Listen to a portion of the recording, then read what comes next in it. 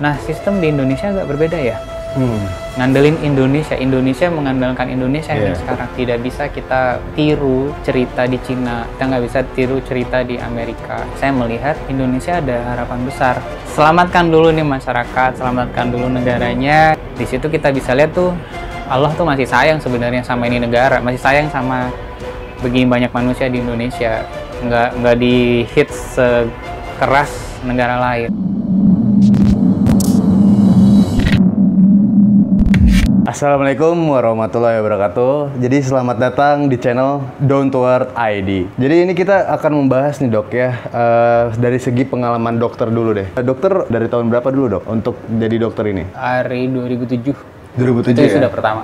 Sudah pertama sebagai seorang dokter 2007.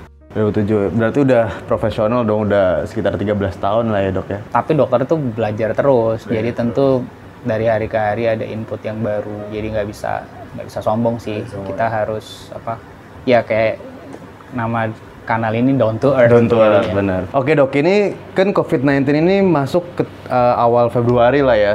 Awal Februari ya? Ya, bisa diduga kayak gitu. Diduga ya. Diduganya. Nah, tapi kan karena memang dari pemerintahnya yang telat menanggapi gitu ya dok. COVID-19 ini kemampuan kita baru mendiagnosis itu adanya di akhir Februari. Akhir Februari, ya. Dan sekarang melihat pertama kali penanganannya gimana nih dok? Kalau dari dokter sendiri? Jelas buat saya sih, ini sebenarnya kondisi COVID itu dia membuka hal-hal yang apa saja yang mestinya kita perbaiki. Yeah.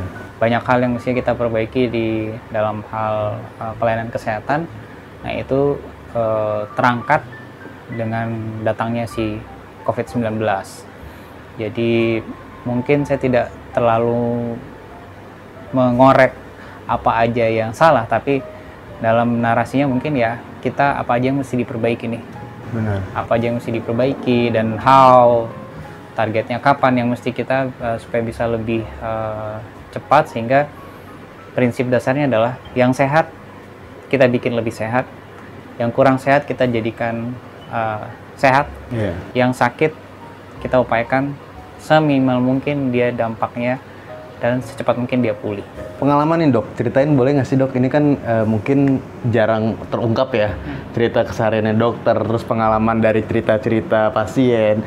Karena kan kalau yang kita lihat itu selalu tertakutin, lalu nggak ada hope dari situnya yang diberitakan. Nah ini kita sedikit fun aja lah ya gitu. Cerita pasien tuh banyak sih. Jadi dokter itu kan kami bertemu dengan manusia itu beragam banget. Benar. Mulai dari yang miskin, yang kaya, ketemu yang nggak sekolah, yang sekolahnya cuman SD, SMP, SMA sampai S3 ketemu. Yang penghasilannya beberapa ratus ribu sebulan sampai beberapa ratus juta sebulan ketemu juga. Jadi cerita mereka masing-masing beda. Difficulties, tantangan yang mereka hadapi, terutama pada saat pandemi ini itu berbeda-beda. Dan mereka leluasa cerita di ruang praktek. Karena kan waktu ketemu dengan dokter, waktu mereka konsultasi itu, dia bisa merasa ini ruang yang private banget ini. Dan jadi dia bisa cerita masalah dia sampai masalah dia di rumah seperti apa. Oh diceritain itu dok? Banyak pasien merasa itu tempat yang nyaman, cocok untuk dia membagi kisah-kisah yang mungkin sama keluarganya sendiri itu tidak dia ceritakan, karena itu begitu private-nya di situ ya.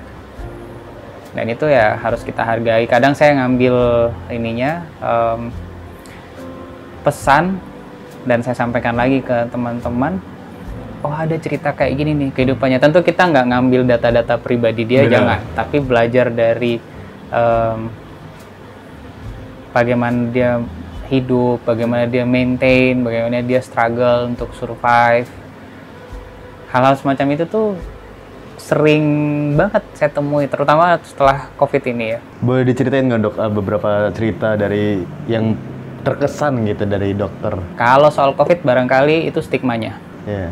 Bagaimana pasien itu awalnya banyak yang sembunyi-sembunyi tuh.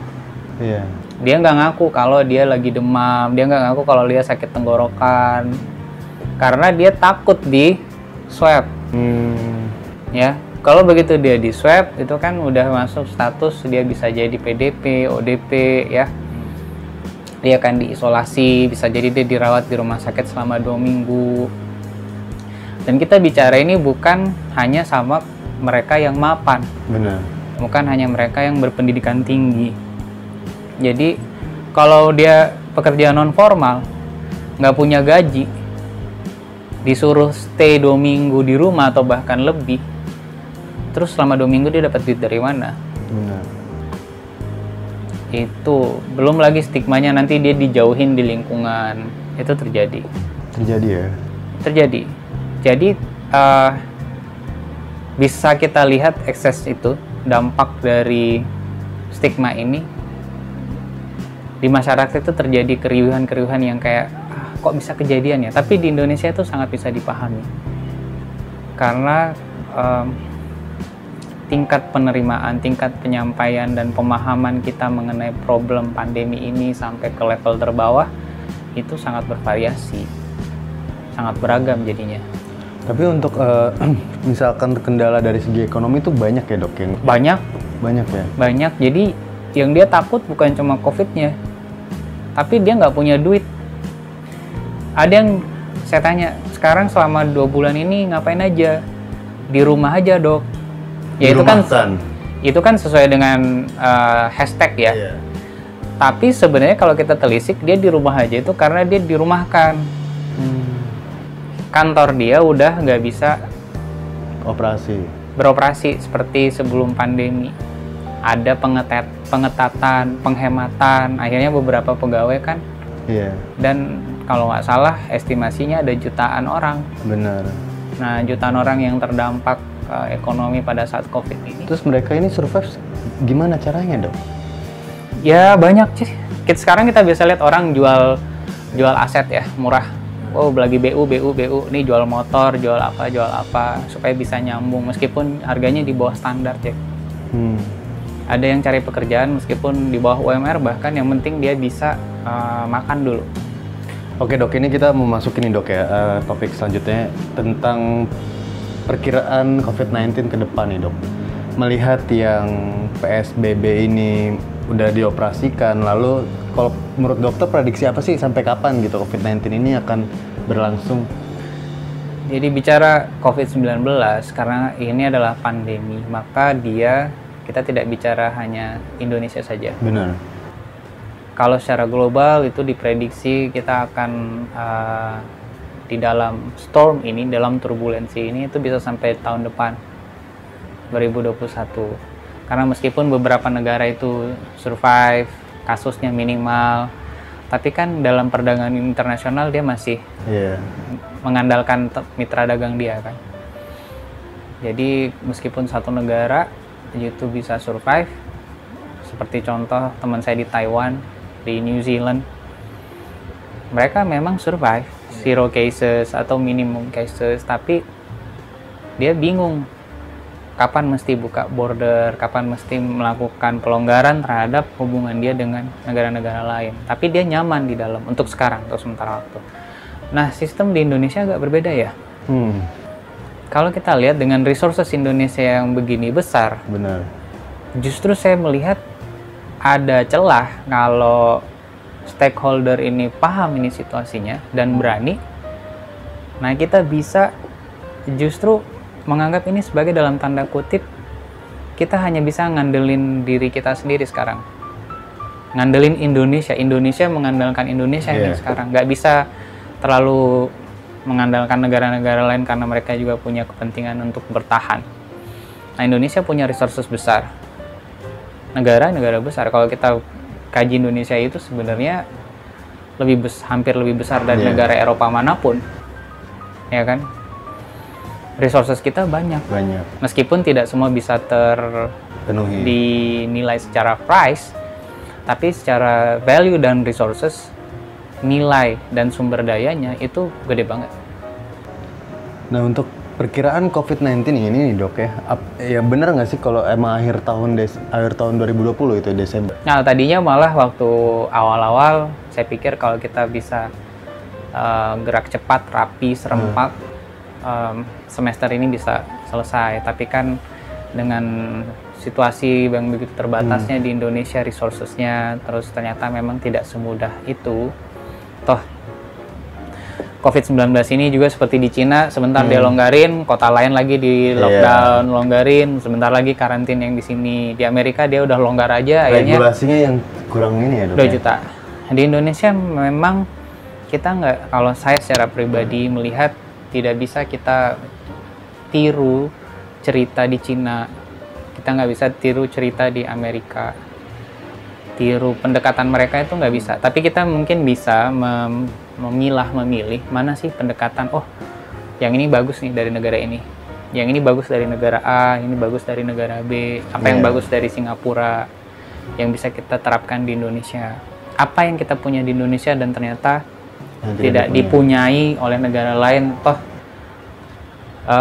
bisa kita pakai dalam rangka mempercepat pemulihan kita dari dampak COVID. Melihat gambaran situasi COVID-19 saat ini gitu, Dok, yang terus menambah, bahkan sehari ini nambah kasusnya itu seribuan. Sekitar 1000-an.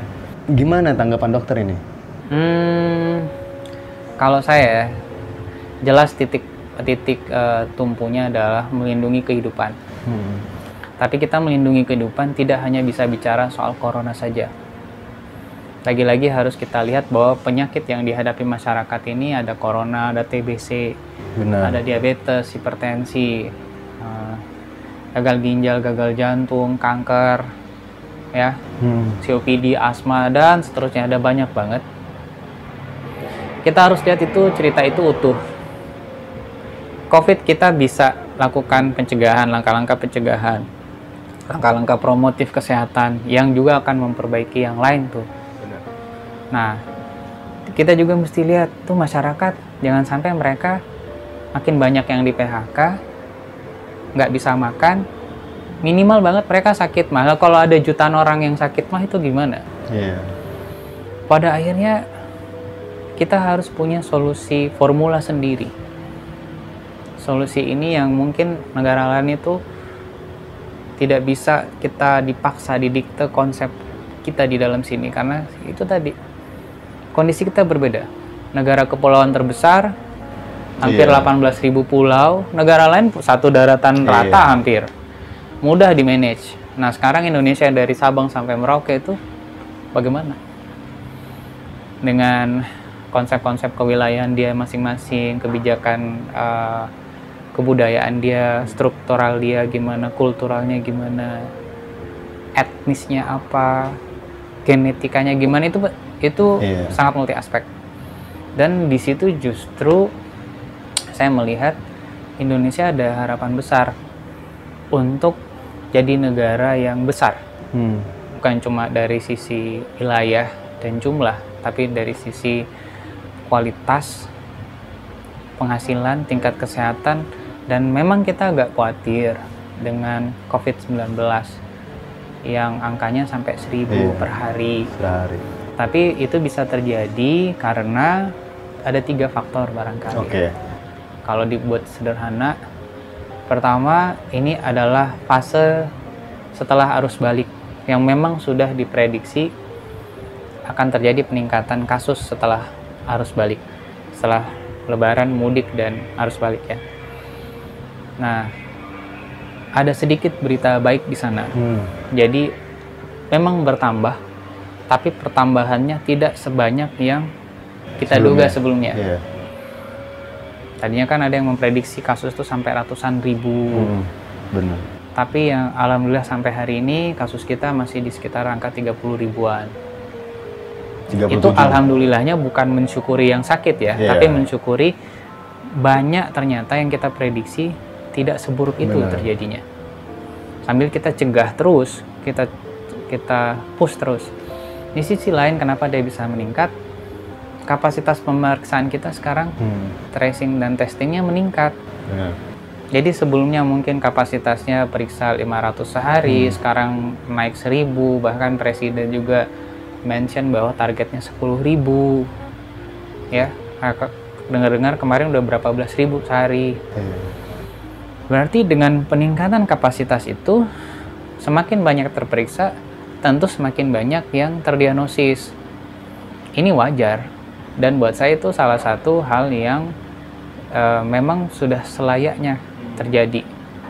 Kan negara lain bahkan ada yang sampai lebih besar lagi kapasitas testingnya. Ya, poin ketiga kenapa dia bisa jadi lebih banyak lagi ditemukan adalah karena orang tuh sekarang lebih sadar lagi untuk memeriksakan diri. Jadi lebih kelihatan. Nah, tadinya mungkin di awal-awal stigmatisasinya itu, kalau COVID dijauhin gitu ya. Iya. Kemudian diisolasi, akhirnya sekeluarga-keluarganya itu dianggap semacam mungkin dalam tanda kutip itu harus beban gitu ya. Apa ya? Berbahaya gitu ya. Nah, sekarang kan stigmatisasi itu kita sudah coba untuk dikikis. Dipeduli lagi ya. Jadi meskipun kalau sakit justru jangan dijauhin. Jaga jarak ya, tapi kita mesti bantu. Kita harus tetap support. Nah, karena stigmatisasi ini di beberapa wilayah, gue lihat tuh ada beberapa daerah yang kalau warganya sakit, dia udah nggak jelek-jelekin, tapi malah dibantu. Nah, ini kan justru akhirnya yang sakit tadinya sembunyi-sembunyi, oh ya udah nih daripada. Bahkan sebelumnya jenazah pun ditolak ya. Ya, masih ada beberapa wilayah yang kayaknya kita harus edukasi lebih kencang soal itu, tapi jelas saya pikir dengan keterlibatan aktif seluruh elemen masyarakatnya sendiri, tokoh agama ya, kiai, ustadz, kalau misalnya ada pendeta, ada biksu, ada tokoh-tokoh masyarakat yang lain, tokoh budaya, seniman, itu kan semua move ya, bergerak untuk berkontribusi dari sisi masing-masing. Nah, ini dampaknya yang bisa kita lihat sekarang. Indonesia saya pikir kalau kita kaji, coba lihat di Cina ya. Data yang mereka punya sampai hari ini berapa puluh ribu kasus? Sekitar 80.000. Banyak yang mempertanyakan, oke lah, coba kita lihat Amerika. Dengan jumlah penduduk sekitar 330 juta. Ya, kasusnya 100.000 lebih ya. Oh, 2 juta? 2 juta. 2 juta. Nah, di Indonesia, kita punya warga sekitar 280. Jadi cuma beda 50 juta sama Amerika. Jumlah kasusnya 30.000. Masih di bawah 40 kan? Nah, kalau itu di compare, jadi perbandingannya 1:50. Anggaplah dengan kapasitas testing tracing kita dinaikin. Tapi berapa persen? Toh kisaran secara global juga jumlah mortalitas, jumlah morbiditas itu sekitar 5%. Dan nggak jauh-jauh beda dengan Indonesia. Nah, di situ kita bisa lihat tuh Allah tuh masih sayang sebenarnya sama ini negara, masih sayang sama begini banyak manusia di Indonesia. Nggak di hit sekeras negara lain. Allah masih sayang sama cebong dan kampret, Dok ya. Dalam hal ini udah nggak ada lah itu. Karena kalau kita lihat belajar COVID-19 ya. Semua satu COVID-19 ini nggak pilih-pilih partai. Nggak pilih-pilih apa sih yang lu pilih dulu. Kadron. Dia nggak pilih, Pak. Dia bisa semua. Nah, posisi dokter, tenaga kesehatan itu ada di semua pihak ini. Kita ingin memproteksi seluruh masyarakat. Nggak bisa dipilih, lu nggak bisa lah itu udah cerita, udah nggak pas buat saya. Kita harus lihat kepentingan nasional apa. Benar. Selamatkan dulu nih masyarakat, selamatkan dulu negaranya. Kita mencoba bermain gas dan remnya ya, dimainkan gas dan remnya itu pas, sehingga dari perspektif kesehatan kita bisa lindungi sebanyak mungkin masyarakat dari COVID, satu. Terus yang kedua, jangan cuma lihat COVID-nya. Ada orang-orang, pasien-pasien tertentu itu selama 2-3 bulan ini dia sakit jantung tapi nggak kontrol karena takut. Nah, pas kemarin mereka udah mulai transisi misal di Jakarta, akhirnya baru datang tuh lah, penyakitnya itu dia nggak dapat COVID tapi hipertensinya nggak terkendali, diabetesnya nggak terkontrol. Kan ini jelek juga akhirnya kan. Jadi aspek dari kesehatan itu udah sebegitu itu rumitnya. Kita nggak bisa bicara COVID or non-COVID, tapi ada penyakit lain tuh begini banyak.